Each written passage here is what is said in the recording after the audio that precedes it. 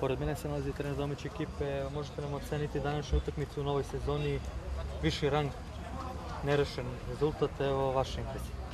Evo videli ste jedna teška utakmica, derbi na početku prvenstva, protiv jedne odlične ekipe Srema iz Jakova i u najavi utakmice smo znali da nas očekuje težak posao jer u nekim prognozama Srem se kotira kao ekipa koja će juriti ulazak u Srpsku ligu. Mi smo debitanti u ovoj ligi, videli ste sami, pokušali smo sve da dođemo do pobjede, imali smo prvih 5 minuta 200% šanse, nismo dali golove.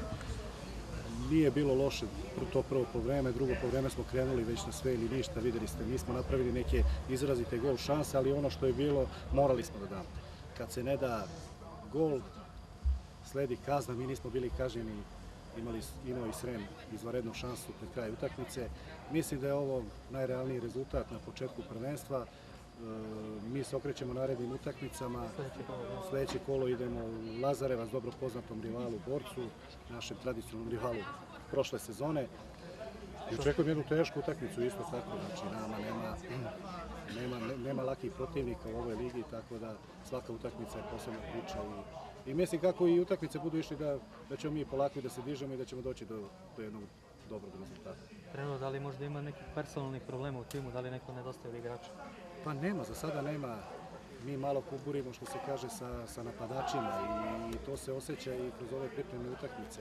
Nismo uspeli to da rešimo na najbolji mogući način i onda dolazimo u ovakvu situaciju da ne rešavamo ove situacije koje treba.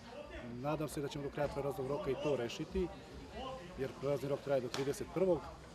Ako ne, znači oslonit ćemo se na ovo što imamo, pa ćemo pojuriti i vidjeti, znači, što se tiče kartona, povreda nema, znači svi su spremni, tako da očekujem da odemo kompletno u Lazarevac i nadam se i prvim bodovima. Hvala vam puno.